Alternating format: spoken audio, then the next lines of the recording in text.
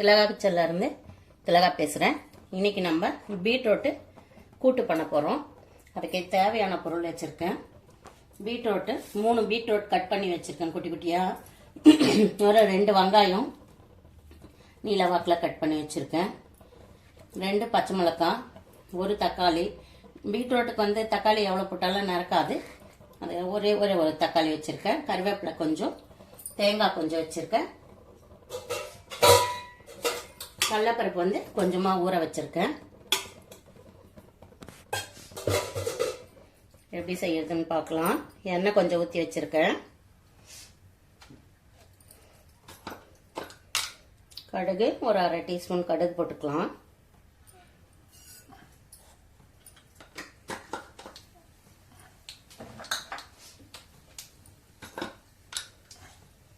உளுந்து ஒரு 1/4 டீஸ்பூன் போட்டுக்கலாம்.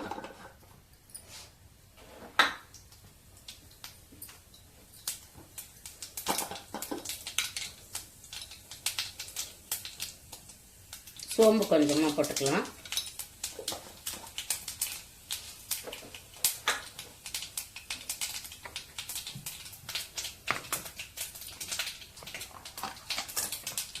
வெங்காயம் கட் பண்ணி வச்சுருக்கேன், அதில் போட்டுக்கலாம்.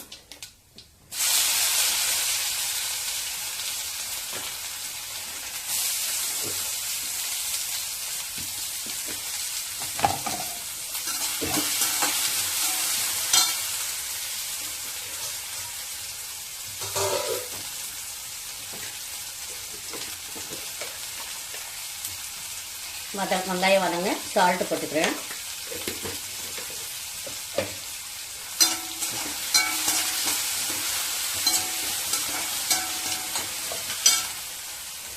கொஞ்சமாக கருவேப்பிலை,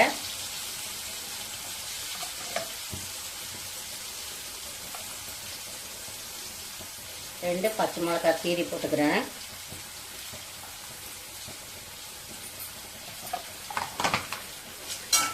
வெங்காயம் வதங்கட்டும். பீட்ரூட் வந்து நல்லா ஹெல்த்தின்னு எல்லாருக்கும் தெரியும், ஆனால் யாருமே சாப்பிட மாட்டாங்க.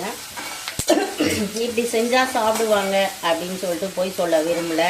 பிடிச்சா மட்டும்தான் சாப்பிட முடியும். பிடிக்கலனாலும் கொஞ்சமாச்சும் உடம்புக்கையே சேர்த்துக்கலாம், அப்படி தான் சொல்ல முடியும்.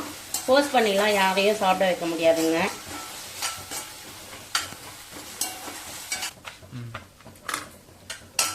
வெங்காயம் வதங்கிடுச்சு. ஒரு தக்காளியை கட் பண்ணி போட்டுக்கலாம்.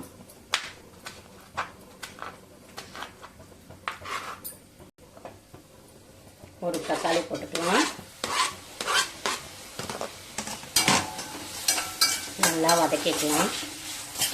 பூண்டு வேணுன்றவங்க கொஞ்சம் வெங்காயம் வதங்கிறதுக்கு முன்னாடி ஒரு 4 பல் பூண்டு போட்டுக்கலாம். நான் போடலை.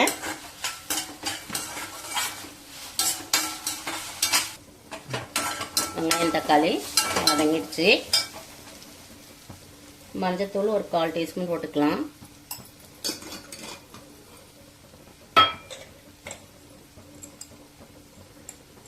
கரம் மசாலா 1/4 டீஸ்பூன் போட்டுக்கிறேன்.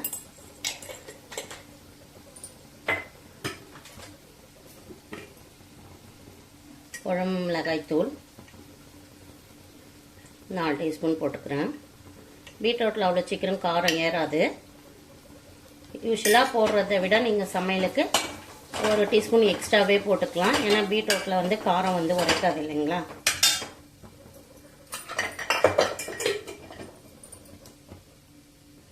இது வந்து கடலைப்பருப்பு 1 மணி நேரம் முன்னாடி ஊற வச்சுருக்கேன். நல்லா வாஷ் பண்ணி எடுத்துட்டு கடலைப்பருப்பு இதில் போட்டுக்கலாம்.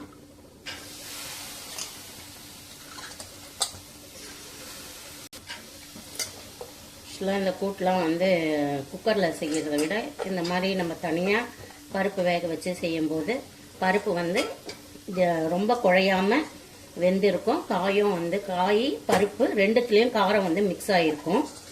டேஸ்ட் நல்லாயிருக்கும். குக்கரில் போடும்போது பருப்பு கொஞ்சம் குழஞ்சி போயிடும்.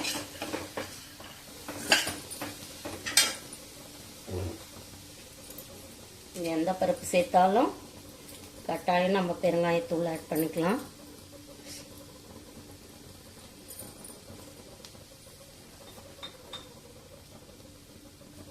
தண்ணி ஊற்றிக்கலாம். ஃபஸ்ட்டு ஒரு 5 நிமிஷம் இந்த பருப்பு வந்து வெந்துட்டோம். அதுக்கப்புறம் காய் போட்டுக்கலாம்.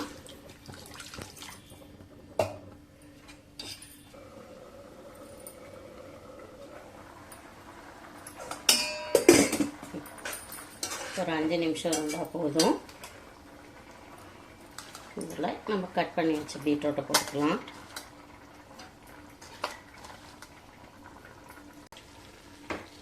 இந்த தண்ணியிலே இந்த கடலைப்பருப்பு பீட்ரூட்லாம் கொஞ்சம் நேரம் வேகட்டும்.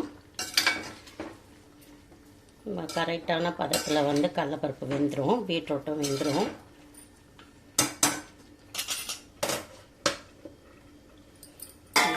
சாதம் ரெடி ஆகிட்டுருக்கு. ரசம் பாருங்க. சரவணாவில் இந்த பாத்திரம் வந்து 99 ரூபா. நல்லா அகலமாக இருக்குது, கனமாகவும் இருக்குது. இதுவும் சரவணாவில் வாங்கினது தான். பார்க்கறதுக்கு சின்னதாக இருக்குது. ஆனால் 3 அழாக்கு கோதுமை மாவு போட்டு பிசையிறதுக்கு, 3 அழாக்குன்னு சொன்னால் 3/4 கிலோ கோதுமை மாவு போட்டு பிசையிறதுக்கு நல்லா இருக்குது. நல்லா திக்காகவும் இருக்குது. ஒரு சில 100 இந்த மாதிரி 99 ரூபா போடுற பொருள் வந்து சரவணாவில் ரொம்ப நல்லா இருக்குது. நம்ம பார்த்து வாங்கணும். வாங்கும்போதே நல்லா அழுத்தி இந்த விளிம்பெல்லாம் திக்காக இருக்கா, விரிசல் விடாமல் இருக்கான்னு பார்த்து வாங்கினீங்கன்னா நல்ல பொருளாகவே கிடைக்குது. கொஞ்ச நேரம் ஆகட்டும், வெயிட் பண்ணலாம்.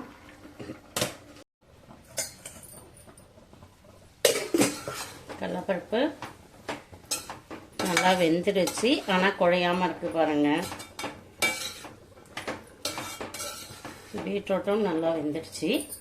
கொஞ்சம் வந்து தண்ணி இருக்குது பாருங்கள்.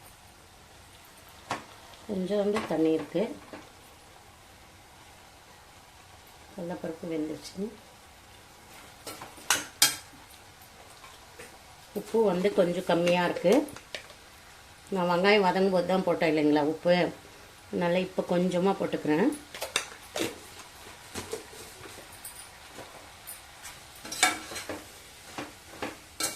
நல்லா உப்பை மிக்ஸ் பண்ணிக்கிட்டு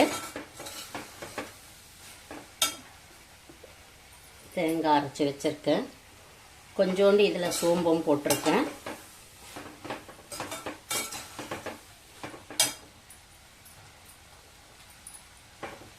தேங்காய் போடும்போது கொஞ்சம் வந்து அந்த பீட்ரூட் ஸ்மெல் இல்லாமல் நல்லாயிருக்கும்.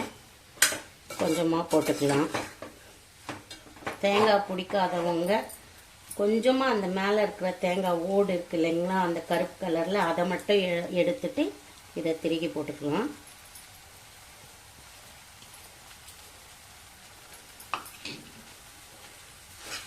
ரொம்ப நேரம் இருக்க வேண்டாம், கொஞ்சம் நேரம் பரட்டிட்டு ஆஃப் பண்ணிடுறேன்.